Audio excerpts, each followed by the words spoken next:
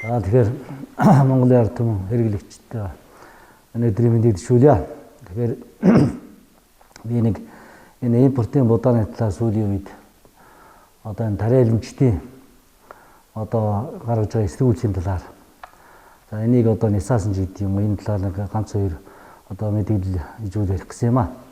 Тэгэхээр зэрэг манай Монгол улс 2019 онд нэг 200 мянган тоннуудаа авсан. За үүний одоо 220 мянган гурилын үйлдвэр төлөөж яваад 26 мянган бол энэ ТД сан гэдэг энэ сангаа дамжуулаад гурилын үйлдвэр олгосон байж байгаа. Нийт 246 мянган тоннуудаа ингээд авчаад байгаамаа.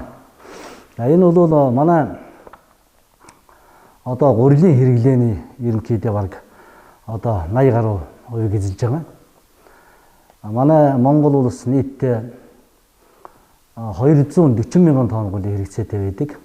За энэ гурилын одоо үйлдвэрлэлийг шаарддаг энэ буудаа бол 350 орчим мянган тонн, 50 гаруй мянган тоннуудаа ийм хэрэглээтэй байдаг юм байна. Тэгээд ерөнхийдөө бол энэ юунаас энэ хэрэглээнээс гурилын үйлдвэр хэрэглээнээс Монголын одоо хэрэглээнээс одоо 100 мянган тоннуудаа ерөнхийдөө дутж ийн гэсэн үг. Тэгэхээр энэ будааг зайлшгүй бид нар өөрснөө үлдэж чадаагүй учраас импортоор авах одоо зайлшгүй хэрэгцээ гарсан.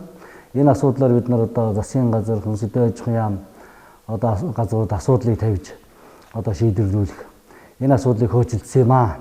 Тэгээд эхний ээжинд 60 мянган тоннуудаа, дараа нь одоо 100 мянган тоннуудаа ингэж квотоор импортоор олохоор ингэж шийдвэрлсэн. За энийг бол манай тариалимчид бас одоо эсэргүүцэн хүлээж авсан. За бодоо тарай тарьж байгаа усуд мэдээж тэр нь зөвл баг. Гэхдээ энэ Монголынхоо хэрэглээг бодоод, өөрсдийнхөө хэрэглээг бодоод энэ гурилын үйлдвэрүүдийн одоо хүчин чадал ашиглалт бүх юмыг бодоход энэ бол одоо бас буруу юм аа. Тариалимчид маань энэ эсэргүүцэлдээ ерөнхийдөө гурилын үйлдвэрүүдэд одоо энэ будааг олгодог нь импортын будааг олгодог нь буруу. Нэгдүгээр, хоёрдугаарт гурилын үйлдвэрүүд одоо Оросын одоо олон жил хадгалагдсан гахайн одоо хоол хийдэг юм будаагаар гурил хийх гэж байна гэж ийм одоо үндэслэл яриа гаргасан. Энэ бол одоо туйлын одоо буруу юм аа. Гурилын үйлдвэрийн одоо гурил үйлдвэрлэх будаа бол тусгай стандарттай. Жишээлбэл одоо цавуулга нь 20-с дээш. Шийг нь 14.5-аас одоо доош. За эзэдхүүнж нь 710-аас доошгүй. Шилэн цэр нь одоо 40%-аас одоо баггүй гэсэн одоо ийм одоо чанарын үзүүлэлтүүд энэ стандарт байдаг л да. Энэ стандартын дагуу одоо бид нар импортоор будааг авдаг.